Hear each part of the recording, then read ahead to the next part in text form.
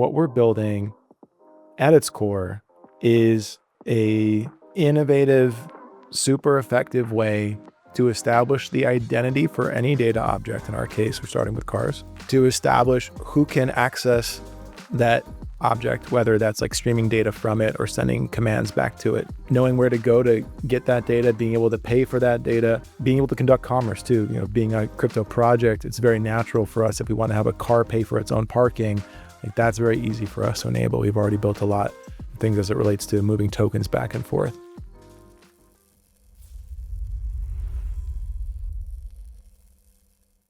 Rob, welcome back to the Building in Public podcast. The last time we had you and DIMO on here was actually March of 2023. So almost 2 years ago to the day. What was it like building the past couple of years through the bear market and then, into the weird kind of bull market that we've got going on now? Yeah, each market cycle is a little different. It's like, imagine you're performing on stage and in a bear market, you're alone up there, but there's like no one in the audience. And then in a bull market, you're up there and the audience is packed, but like there's a million just crazy people doing weird shit on stage in the way. So it's like, there's pluses and minuses to each. The dream is to get back to some type of, I think like around like 2017, 2018, I don't know when the bull market was in that exact range. You know what? No, it was 2017 until about February, March of 2018. I actually do remember that now. But a bull market where cool projects with ambitious vision and serious builders were the ones leading it. I'd like to get back to one of those For sure. types. We'll see. Maybe we'll have more of a return to fundamentals here soon. I'm hoping so. Or not. Maybe we'll just keep doing Partcoin forever. So, obviously a lot has changed for you and DIMO since then. What would you say are like the top 2 or 3 most important things about, whether it's like about the vision, about the customer set you're going after, about how you kind of see the protocol evolving? But yeah, what are the top 2 things that have changed in the last 2 years? The vision is still remarkably similar, and that's not because we've been unable to adapt the vision, but just because the vision was really excellent from the beginning. It's what attracted me to want to come work on DIMO in the first place. And we're just making a lot of progress on that vision. It's actually a great time. I don't know exactly when this will come out, but everybody, with a DeepIn project, maybe the user-facing side of it, right? Which is like plug in the thing, get tokens. It's not always as like clear what the thing exists for and what product market fit actually looks like for it. It should be, but it's not always like, super clear. In the case of DIMO, what we're building at its core is a innovative, super effective way to establish the identity for any data object. In our case, we're starting with cars, to establish who can access that object, whether that's like streaming data from it or sending commands back to it and sending messages, knowing where to go to get that data, being able to pay for that data, and being able to conduct commerce too. Being a crypto project, it's very natural for us if we want to have a car pay for its own parking. Like that's very easy for us to enable. We've already built a lot of things as it relates to moving tokens back and forth. So that is like the protocol that we've built, and it's natural to say, okay, so but why? What's it all for? And Apple, if I was to like pitch you an iPhone in like the App Store in 2005, you'd be like, I don't get it. What's an App Store? And really what made it land for people was when there's an app for that. And for me, and actually I found out, because I use this analogy a bunch, and I found out that a lot of people, it's the same thing. There was like a Jedi lightsaber app that you could get on one of the first iPhones that you would shake your phone and it would make the Jedi noises. And that's when I got, oh shit, okay, I get it. Like you can just build whatever you want and stick it on an iPhone.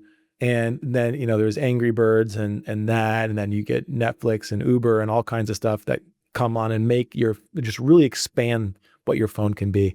And so we're that for eventually everything, but right now cars.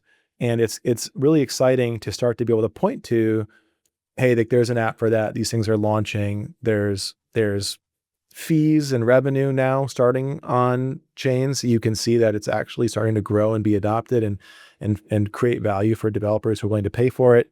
You can actually use those apps, which really kind of make people understand what it is we're doing. And ultimately too, with any product, it doesn't matter how much the founders think that people want the thing and that how valuable it is. Like when they actually, people are paying for it and using it, that's when you can actually prove it. And so we're really excited to be into that phase.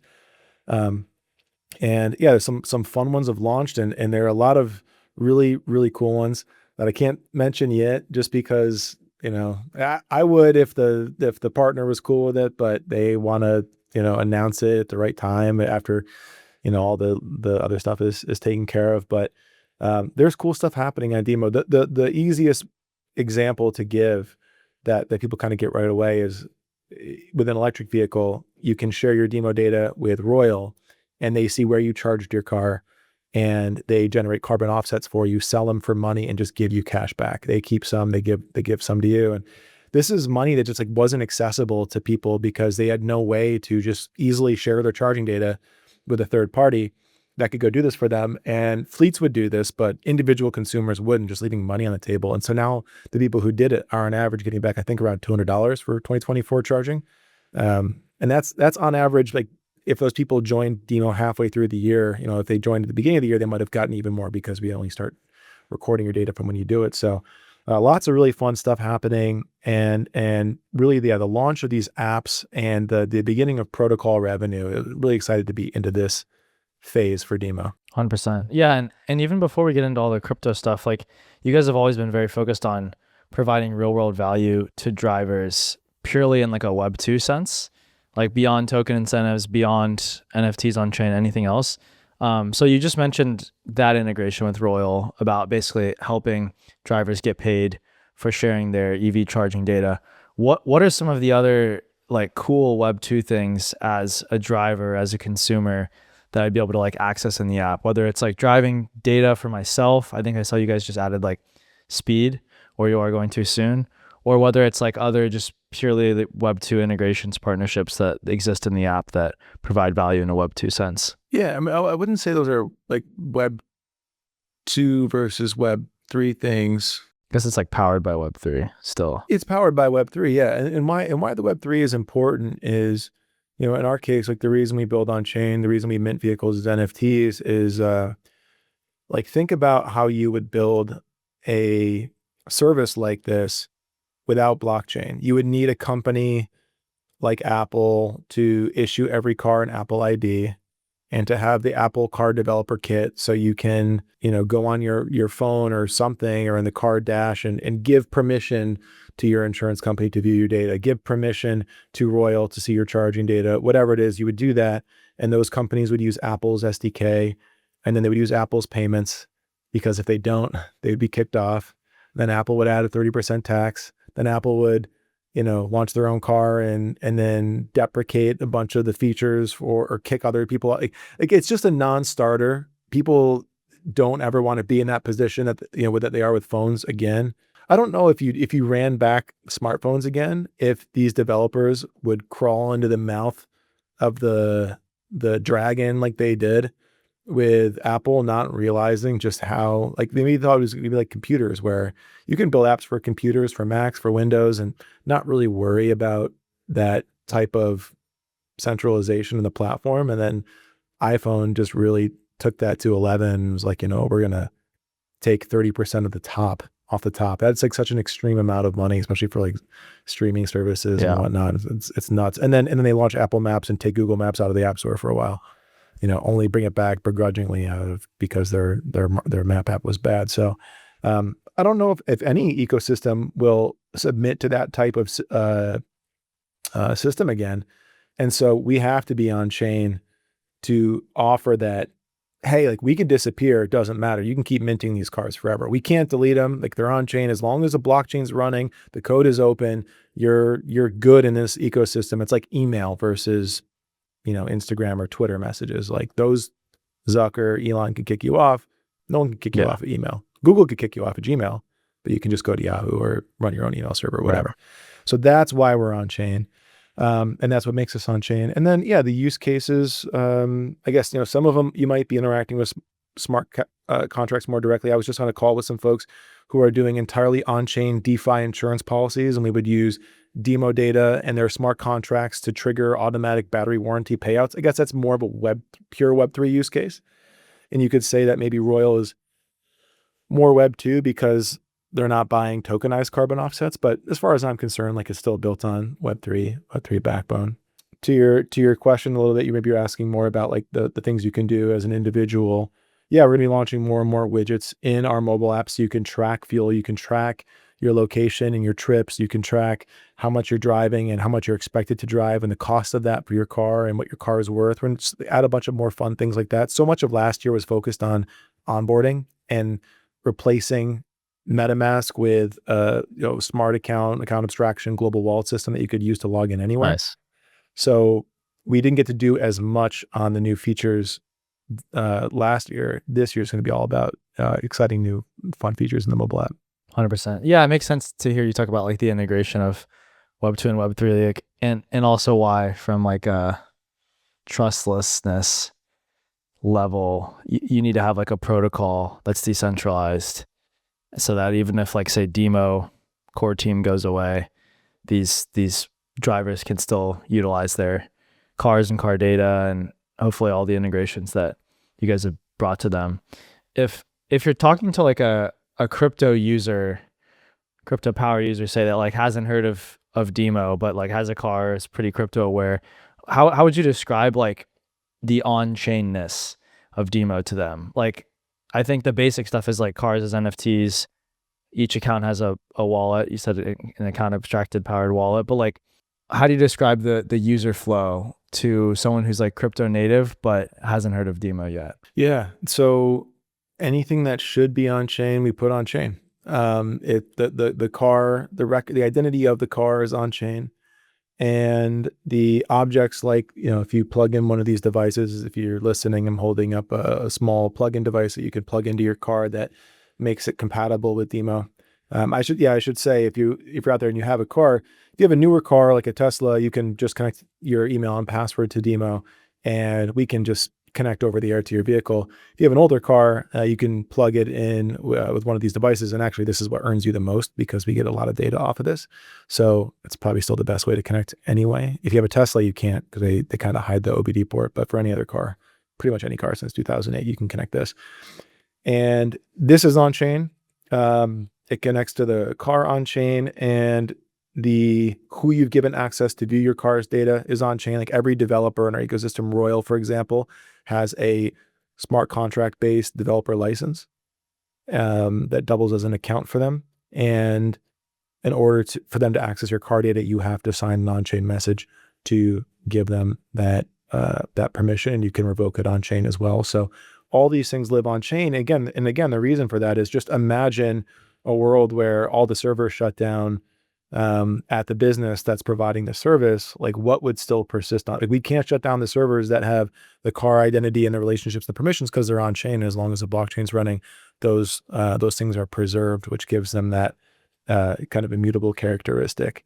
The only thing that's really meaningfully off chain is all the car data. Like, you're not going to store terabytes of car data on chain. Obviously, it's not meant for that. Instead, the vehicle NFT points to where that off-chain car data is stored, and it could be stored with us, and we're the only option right now. Digital Infrastructure Inc. is the kind of first node operator in the space, but in the future there'll be other nodes. You could maybe other automakers and companies, much like how when you choose an email provider, you pick Google, Yahoo, Apple, someone. You'll do the same thing with where your off-chain car data is being stored. Right. And you mentioned developer licenses.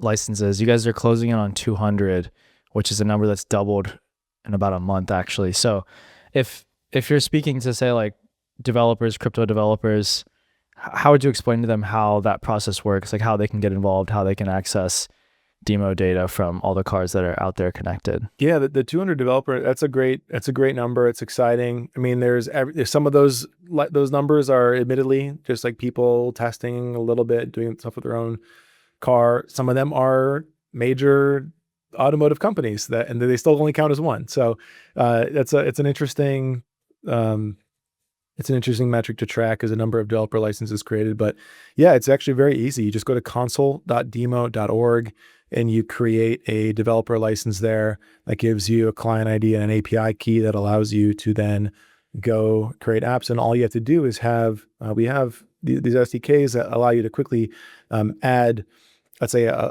login with DIMO button to your website. And then a user can click on that and share their car with you.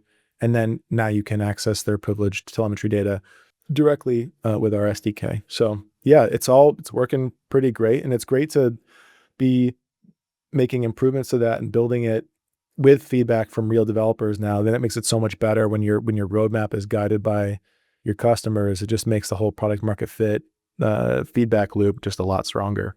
Right. And if I'm a developer today and I do all that, like, is there a bunch of data available to me, like by default? Do I need to pay for it? Would individual users need to like grant access to individual data, or is there some kind of like automatic opt-in? How do you guys handle all that? 100%. Yeah, you're not going to access the car data for anyone's car who hasn't opted in. That's one thing we should we should always like start every podcast with is when you sign up for DIMO, your car data is not being shared with your insurance company. It's not being shared with, at least the, if you have a connected car and you're still using the OEM's connected vehicle subscription, we can't control what they do with your data.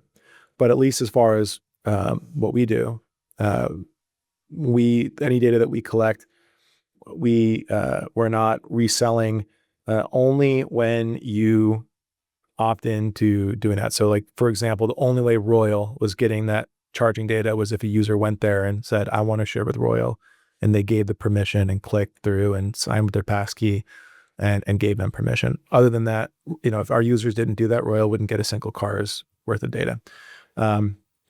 So yeah, that is how it works. And then those developers, they pay $1.25 in DIMO credits, which results in DIMO tokens being taken out of circulation. Basically, the DIMO token is spent to create DIMO credits, and part of that DIMO is recycled back to the node operator as a reward, and 60% of it, so about 75 cents per car, is just taken out of circulation, and that's being tracked in our Dune dashboard. So per car, per month that a car is connected. So that is how the business model works there. There is another option which is emerging, which is interesting. We have a friend over at Ryan over at DLP Labs, who is starting to build out a data union.